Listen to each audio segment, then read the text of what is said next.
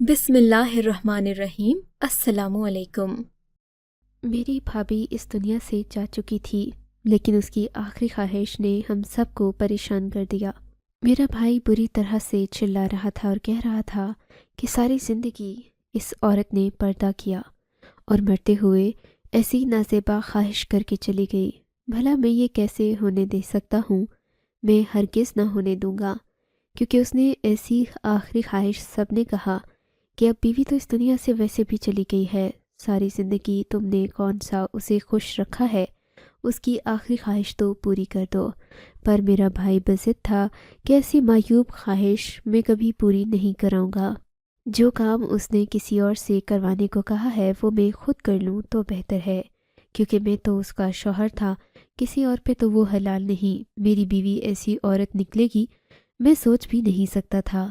ساری زندگی عزت سے گزار کے مرتے دم تک ٹھیک رہ گئے، آخر میں یہ کہہ کر چلی گئی کہ مجھے غسل ایک آدمی دے گا، اور وہ بھی غیر آدمی۔ ہم نے کہا کہ انہوں نے مرد کا ذکر نہیں کیا، انہوں نے تو کہا ہے۔ میرے بھائی اور بھابھی ہم سب کے لیے ایک مثال تھے، لیکن یہ مثال ایسی تھی کہ جو دو طرفہ تھی۔ وہ اس بات کی مثال تھے کہ کیسے میری بھابھی نے صبر شکر کے ساتھ میرے بھائی کے ساتھ زندگی گزاری، اور اس بات کی بھی مثال تھے کہ اگر آپ کی عمر میں اتنا زیادہ فرق ہو تو پھر آپ کی زندگی کیسے گزرتی ہے۔ میرا نام ماریا ہے، ہم لوگ بہت زیادہ غریب تھے۔ میری بھابھی ایک اچھے گھر سے آئی تھی، لیکن ان کے طور اتوار بالکل بھی امیروں والے نہیں تھے، وہ ہمیشہ ہی سادگی سے رہتی۔ ان کا نام سمیرہ تھا۔ وہ میرے بھائی کے نکاح میں آئی۔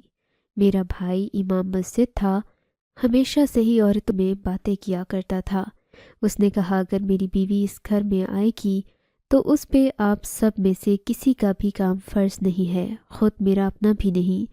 میں اس عورت کو بہت خوش رکھوں گا، پورے خاندان میں مثال قائم کروں گا کہ اگر عورت کو اس کے حقوق دیے جائیں تو وہ کس طرح کے ہوتے ہیں۔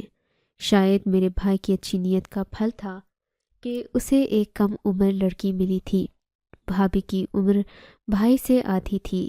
میرا بھائی تو ہم سب میں بڑا تھا، باقی سب بہنوں کی بھائیوں کی شادیاں کروا کے اس نے اپنی شادی کرنے کا ارادہ کیا تھا۔ ہمارے ساتھ اس کا رویہ بہت سخت رہتا تھا، ہر معاملے میں بولتا تھا، گھر میں ٹی وی نہیں رکھنے دیتا تھا۔ ہم ہمسایوں کے گھر جا کے ٹی وی ڈرامے وغیرہ دیکھا کرتی تھیں، ہمیں کہیں آنے جانے نہیں دیتا تھا، اور ہر بات میں شریعت اور اسلام کو لے آتا۔ اس کی کچھ باتیں بے شک بالکل ٹھیک تھیں، لیکن ہم ان سے تنگ آ گئے تھے، کیونکہ اس نے اسلام کو ہمارے سر پہ مسلط کر دیا تھا۔ میں تو اس سے اتنا ڈرتی تھی کہ اگر وہ ایک دفعہ سب کو ڈانٹ رہا ہوتا تو میں بنا وضو کیے ہی جائے نماز پہ کھڑے ہو کر نماز پڑھنے لگ جاتی کہ کہیں مجھے نہ ڈانٹ پڑے، اور وہ دیکھ لے کہ میں تو نماز پڑھ رہی ہوں۔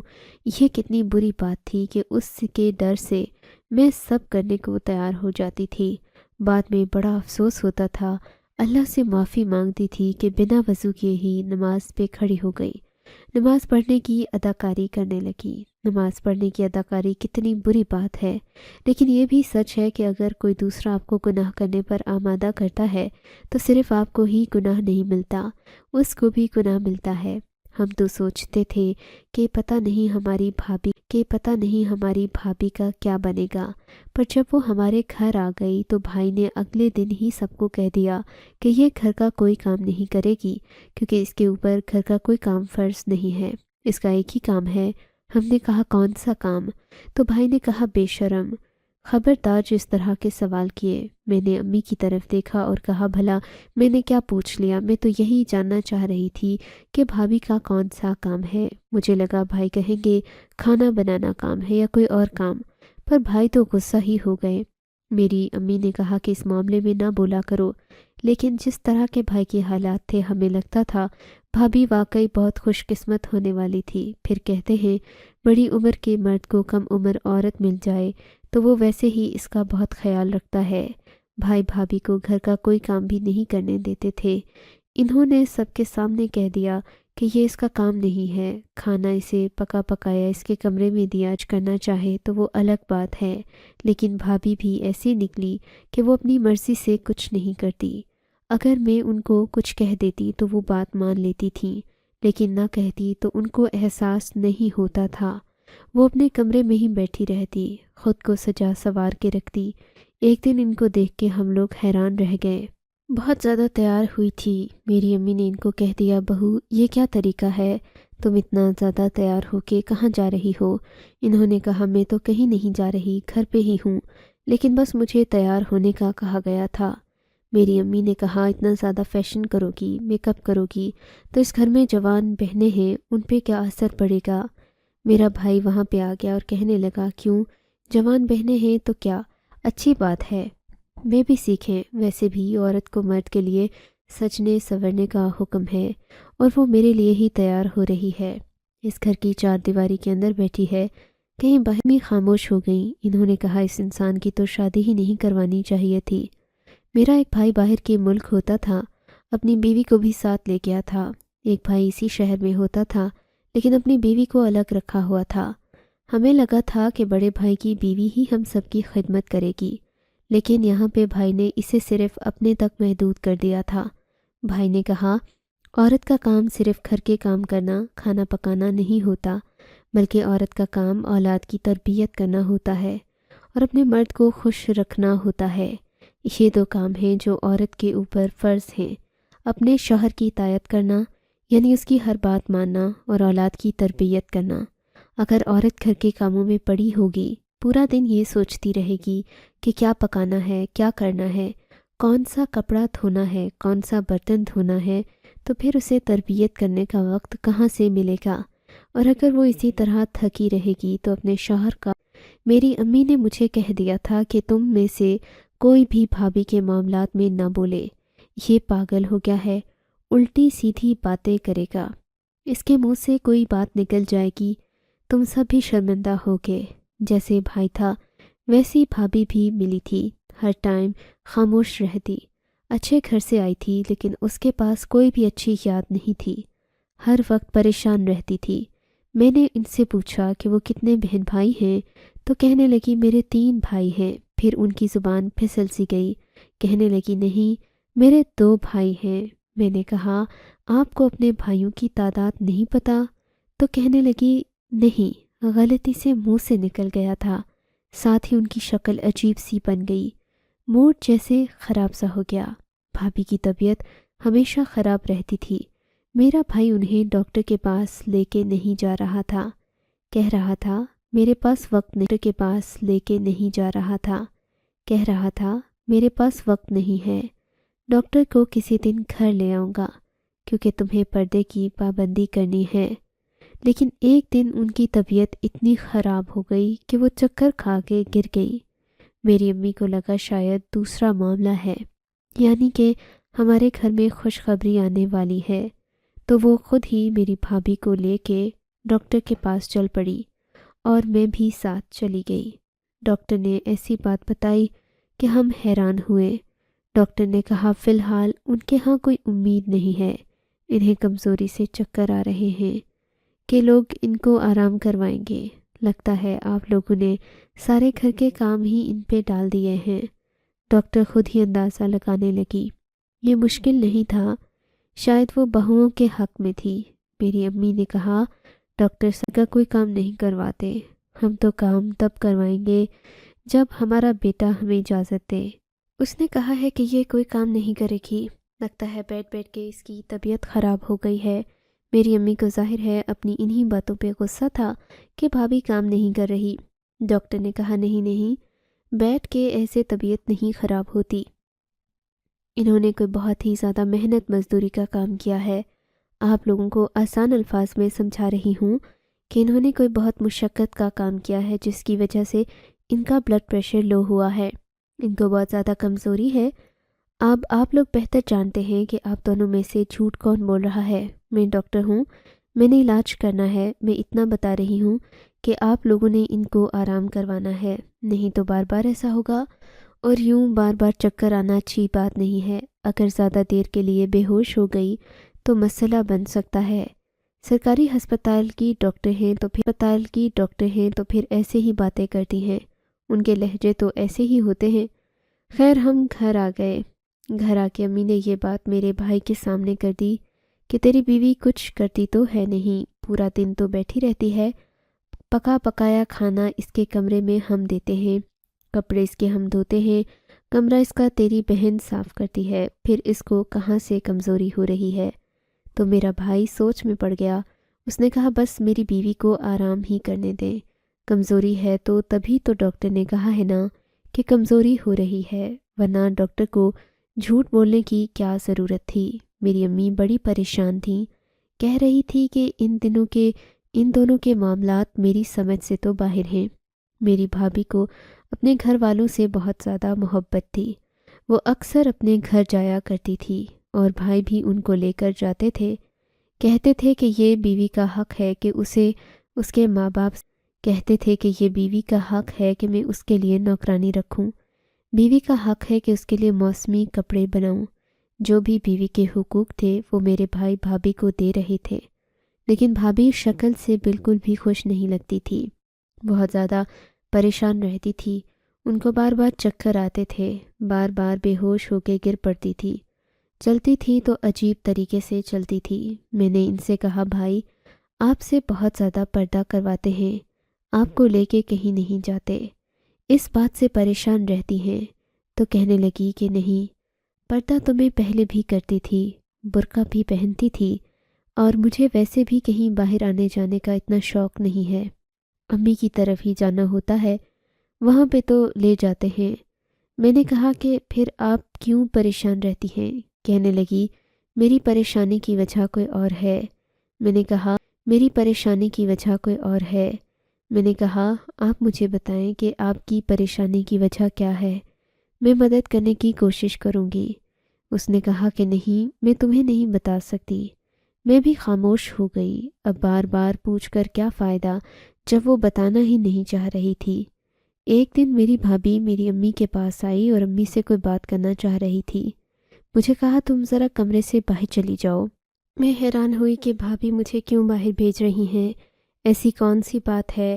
میری امی نے بھی کہا کہ وہ شادی شدہ ہے، ہو سکتا ہے اس کی کوئی ذاتی بات ہو، تمہیں سن کے کیا کرنا ہے، تم جاؤ یہاں سے۔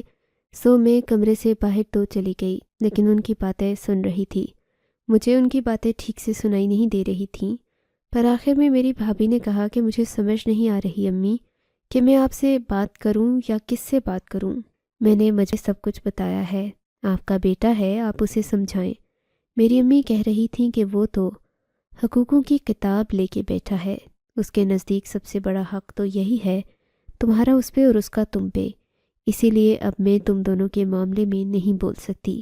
اس نے کہا اس طرح تو میری زندگی خراب ہو جائے گی، میں کسی چیز کے قابل نہیں رہوں گی۔ میری امی نے کہا کہ اس معاملے میں نہیں بول سکتی، تمہیں اپنے شوہر کو خود سمجھانا چاہیے، گھر کے کاموں میں دھیان لگاؤ، مصروف رہو، تاکہ اسے پتہ چلے میری بیوی مصروف ہے۔ میری بھابھی نے کہا کہ میں تو آپ سے مدد مانگنے کے لیے آئی تھی، لیکن آپ کی سوئی تو یہیں پہ اٹکی ہوئی ہے کہ میں کام کروں یا نہ کروں۔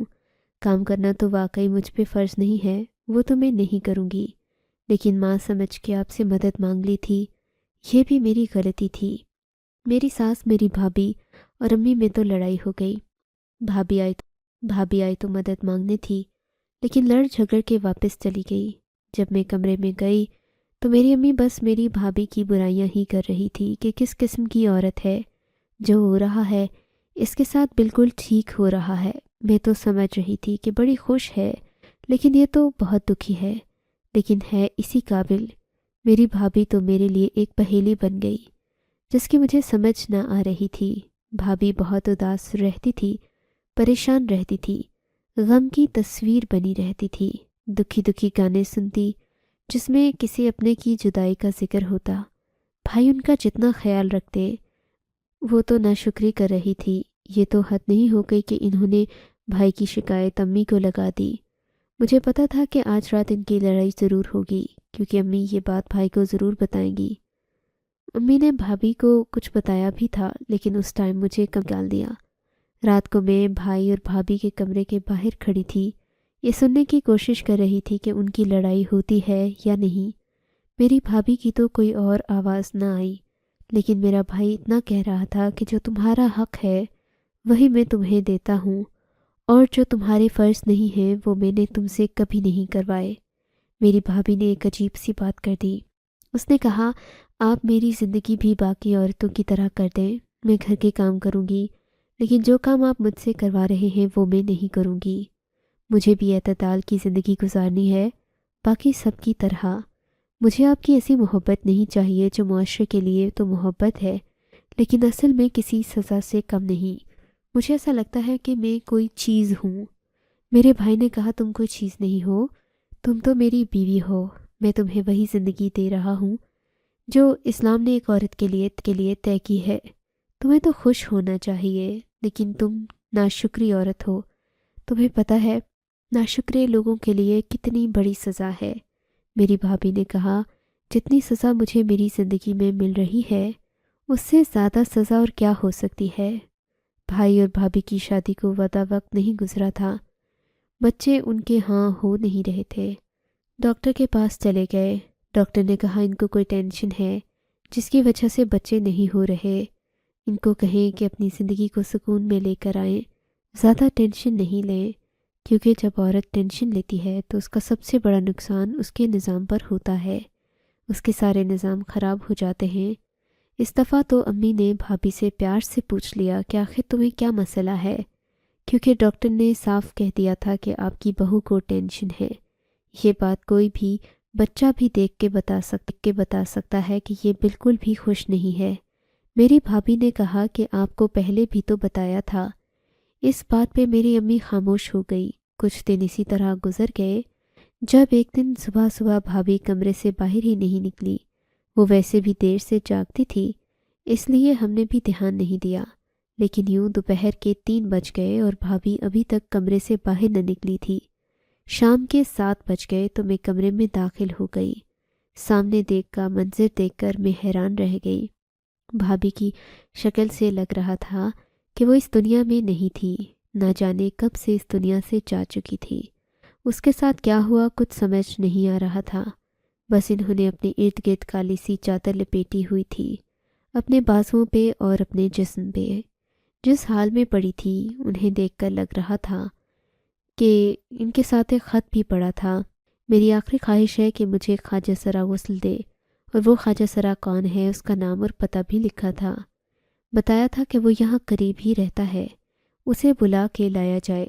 جب یہ بات بھائی کو پتہ چلی تو وہ بچوں کی طرح رو رہا تھا اور بہت پریشان تھا، بار بار کہہ رہا تھا، میری بیوی کو کسی کی نظر لگ گئی، میری بیوی اس دنیا سے چلی گئی، اب میں کیا کروں گا، میں اس کے بغیر کیسے جیوں گا۔ سارے رشتہ دار بھی آ گئے۔ ہمارے رشتہ دار زیادہ دور نہیں تھے، تھوڑی سی دیر میں ہی جمع ہو گئے۔ میں نے سب کو بھابھی کی آخری خواہش کے بارے میں بتایا تو سب لوگ حیران رہ گئے۔ میرے بھائی کو پتہ چلا تو اس نے کہا، میں یہ کبھی بھی نہیں ہونے دوں گا، یہ کیسے ہو سکتا ہے، ساری زندگی میں نے اسے پردہ کروایا۔ وہ ایک پردے دار عورت تھی اور جاتے جاتے ایسی نازیبا خواہش کر کے چلی گئی۔ ظاہر ہے ہم یہ خواہش پوری نہیں کروائیں گے۔ میری بھابھی جوان تھی، خوبصورت تھی، ابھی ان کو ہمارے گھر میں آئے ہوئے زیادہ وقت نہیں ہوا تھا، اس لیے ہم ان کے لیے پریشان تھے اور اداس تھے۔ میری امی نے کہا، اس کی آخری خواہش ہے تو پوری کر دو، کیوں نہیں کرتے۔ میری بھابھی کے گھر والوں کو بھی یہ بات پتہ چل گئی، وہ بھی اپنی بیٹی کے جانے پر بہت رنجیدہ تھے، لیکن اس خواہش کے بارے میں ان کے معاملات بھی کچھ عجیب سے لگ رہے تھے۔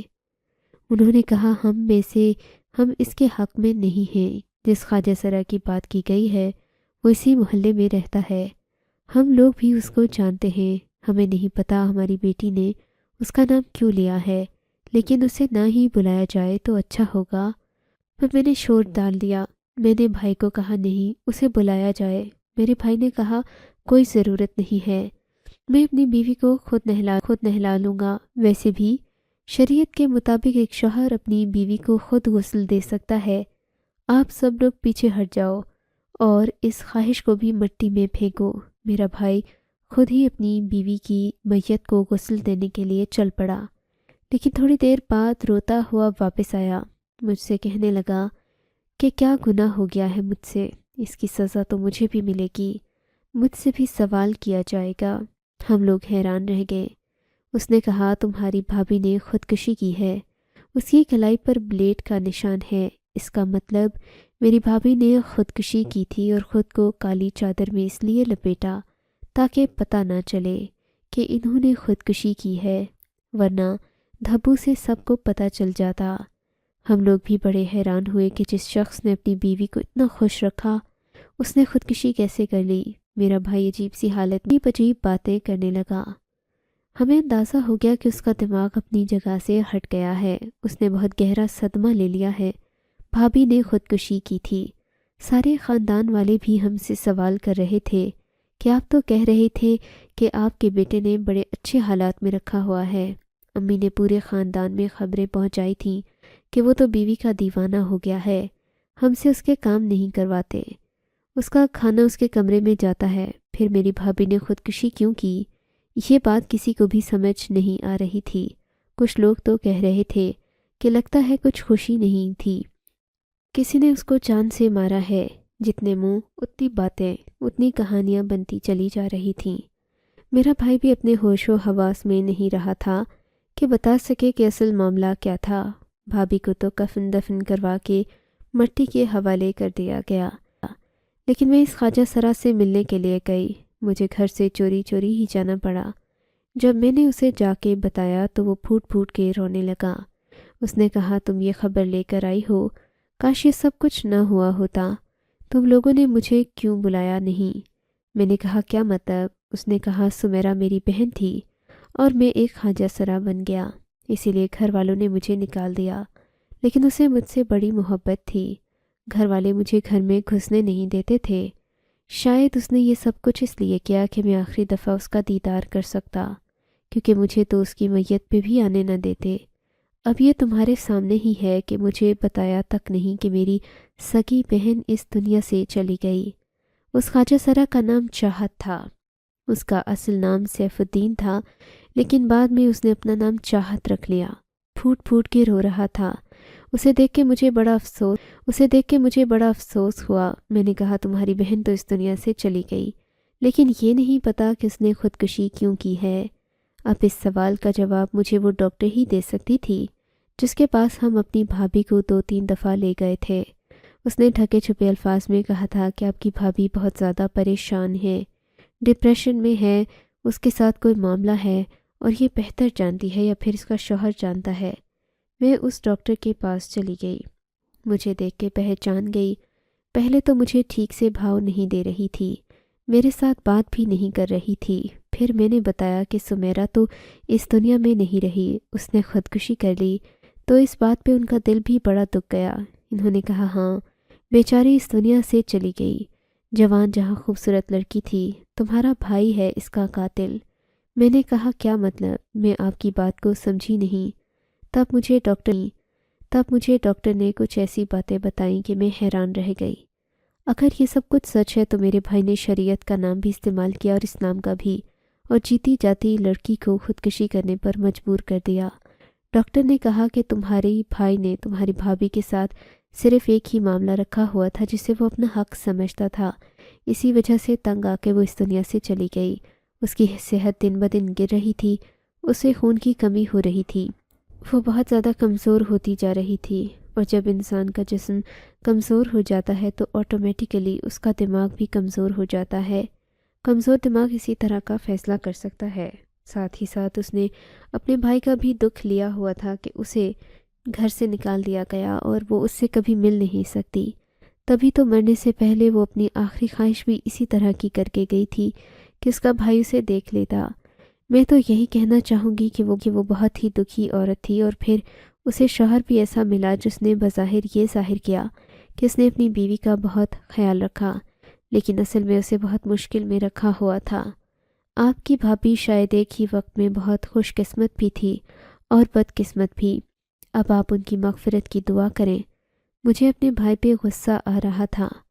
ایسے لوگ ہوتے ہیں جو اسلام کا نام بدنام کرتے ہیں، جو خدا کے نام پہ خود خدا بن کے بیٹھ جاتے ہیں اور لوگوں کی زندگی کو آسانی سے برباد کر دیتے ہیں۔ میرا بھائی کبھی کبھی بالکل ٹھیک باتیں کرنے لگتا ہے، ایسا لگتا ہے کہ سب کچھ ٹھیک ہے، سمجھداری کی باتیں کرتا ہے، اچانک سے کھڑا ہو جاتا ہے، اٹھو نماز پڑھو، گھر کو صاف کرو، گھر کو پاک کرو، اس طرح کی باتیں کرنے لگتا ہے۔ پھر اچانک سے تالیاں بجانے لگتا ہے، چیخنے چلانے لگتا ہے، کبھی اچانک سے ہنستا ہے تو کبھی اچانک سے روتے دیکھ کے پریشان ہی ہو سکتے ہیں اور کچھ نہیں کر سکتے۔ میں اپنی بھابھی کی قبر پہ جاتی ہوں تو ان کے لیے مغفرت کی دعا کرتی ہوں۔ ان کی حرام موت میں انہیں مجبور کرنے والا میرا بھائی تھا۔ ان کو اس طرح کی عجیب و غریب زندگی تھی کہ انہوں نے مرنا بہتر سمجھا۔ وہ مجھے بہت یاد آتی ہیں، میں نہ ان سے ٹھیک سے بات بھی نہیں کر پائی، نہ ہم نے کوئی اچھا وقت دیکھا، بس وہ ہمیشہ دکھی ہی رہی اور اس دنیا سے چلی گئی۔ اللہ ان کی روح کو سکون دے۔ آپ لوگ بتائیں کہ کیا اسلام کے نام پر مرد کا اس طرح کا رویہ جائز ہے کہ عورت کو صرف ایک کام کے لیے رکھ لیا جائے اور باقی ساری دنیا سے دور کر دیا جائے؟ کیا آپ نے کبھی ایسا انسان اپنی زندگی میں دیکھا؟ آپ کو اگر یہ کہانی اچھی لگی ہے تو اس ویڈیو کو لائک کیجیے اور اس طرح کی مزید کہانیاں سننے کے لیے ہمارے چینل کو ضرور سبسکرائب کیجیے۔ کہانی سننے کا شکریہ۔